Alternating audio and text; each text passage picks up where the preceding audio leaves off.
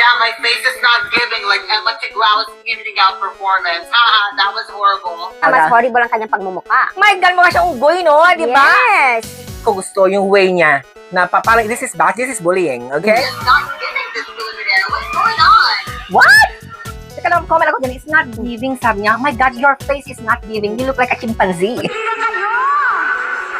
Sinasabi ko sa inyo! Ilalaban ko to! What happened? Yun po, daw to naman ay. Kasi para sa akin, nawala na yung essence ng beauty pageant. Yeah. Kasi parang ang nangyayari lang kina what is business, money making.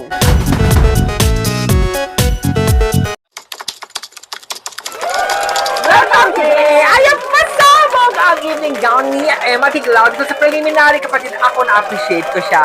Yes, ang galing ng kanyang projection Pero ang pagbaba sa kanya, anong sabi mo daw? from Majorette. I don't think so. At least, siya yung naiiba sa lahat na walang kaparehas, kapatid. Di ba ano yung sa shoulder niya, na medyo patulis na ganon? Yun kasi yun eh, yun yung parang... Yun yung ano nila. Oo, Kung na parang nagbaba drama siya, ano yes. daw ba, bakit nga ba dun ang gown niya? For me, it's not about the gown. Kung paano nyo dinala yung gown, Yes. it was perfection. Ang galing naman Yeah. ng kanyang pagkakadala eh.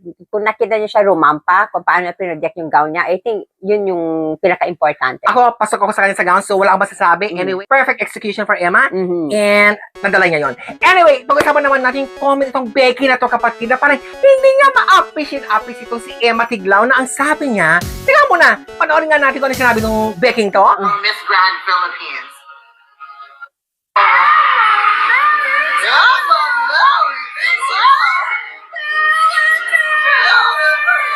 Parang medyo insulting ang pagkakaano niya sa Philippines. Parang hindi niya bet ang Philippines. Matawa pa siya, no? Mm.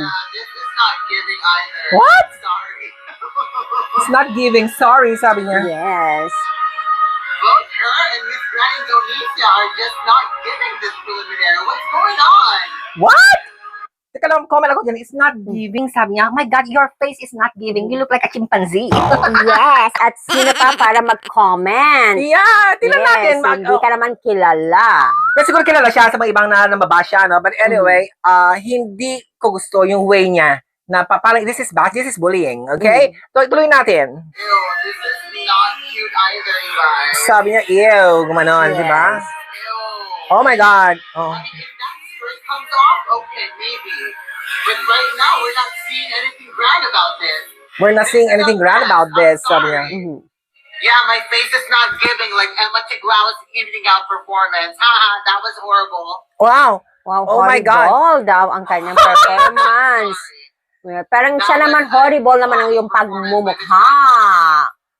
That My was a God. horrible performance, sabi niya, of Yes. Emma Siya nga mas Tiglauda. horrible ang kanyang pagmumukha. My God, mukha siyang unggoy, no? Di ba? Yes. Sino ka para i-bash ang Philippines sa ganyan? Imbes na sana sabihin na lang niya, siguro, I expected more. Di Yes. ba maganyan? So, maybe sa finals, meron siyang pasabog. Sinabi naman niya, Yeah. yung sana daw tinanggal.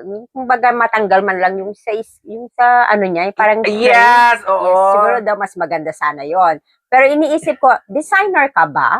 Anyway, And model ka ba? yeah. So, Yes. dapat sa mga ganyan, yan ang ibinabash. Itsura pala niya, no? Diyos ko, Yes. mukha kang unggoy, anyway, or tarsier. Ayan ang comment ko sa'yo. Anyway, so let's move on naman, kapatid. Mhm. Ito ha, nung tinawag naman si Emma Tiglau about dun sa voting sa popular vote, kapatid, di ba? Nakita mo naman dun sa video, sabi niya na parang, bumili na kayo! Yes. Panoorin natin to. Hindi na kayo! Sinasabi ko sa inyo! Ilalaban ko to! Di ba? Okay, so, ang sabi ni Nawat dito sa video, ito yun, kapatid. What happened? What happened? Yun po, daw to naman ay. Now you are almost below 10. Almost.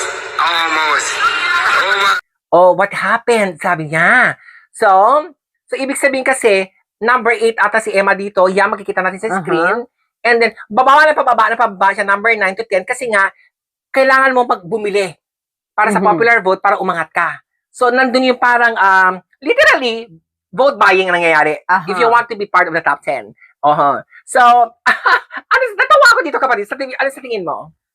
Kasi para sa akin, nawala na yung essence ng beauty pageant. Yeah. Kasi parang ang nangyayari na kina what is business, money making. Money making. Diba? Para saan pa at nagkaroon tayo ng prestigious na mga pageant na ganyan, kung puro pera-pera lang naman na, edi Huwag na lang tayo mag-pageant. Alam naman natin na lahat ng mga pageant sister na ganito is money-making, pero sa kanya, very obvious, brutal. Yes. Diba? So, dyan lang ako hindi pabor. Pero dati naman, di ba, wala mga voting. So, they base on, yung kung sir sa mga Yes, sponsors. Yes. Ganun ngayon Pero kasi ito talaga. ngayon, puro voting, ano yan? Oo. And dyan ako hindi pabor, dito sa Miss Kaya Grand na to. nawalan ako ng gana eh. Parang medyo may pagka, alam mo sa barangay-barangay lang na parang, alam mo, Kaya tawag nga. doon. Yung mga pabibili ka ng ticket. Oo, mga ganun, magbibenta ka ng ticket. Oo, dyan lang ako medyo off doon sa Miss Grand. Pero sa production naman, perfect. Talagang the best. Alam mo, sa yung stage nila, performance nila, lahat magaganda. Oo. Oh, wala naman tayo masabi doon. Pero Anyway, ito pala. Congratulations pala kay Emma Tiglaw kasi nanalo siya ng nanalo Miss siya, Global Beauty Award, Award. kapatid. Diba? So, hindi ano niya ngayon i-expect. masasabi ni Monkey? Siyempre, Mhm. nag-comment siya ng ganyan, ibabash yan. So anyway, still congratulations kay Emma Tiglaw. Nakikita natin sa video na gulat Yes. na gulat siya dito, kapatid, na hindi niya naman i-expect. At ang mga Filipinos, grabe ang mga support. Yes, pero todo suporta pa rin tayo para patunayan natin sa kanila na kaya natin mag-number 1 siya sa popular vote. And Yes. congratulations kasi nga, kapatid, sa swimsuit at saka sa national costume, parang numero 1 ata tayo dito. Yes, ang daming Oo. bumoto sa kanya. Yes, so huwag tayo mawala ng pag-asa. Keep voting pa rin kay Emma Tiglaw dahil naniniwala tayo na maiuwi natin ang pangalawang corona Miss Grand na back-to-back! Yes, sana nga. Para kay Unggoy na yan. Anyway, bigyan ka namin ng saging. Ano maganda? Takatan? Ano ba tawag doon?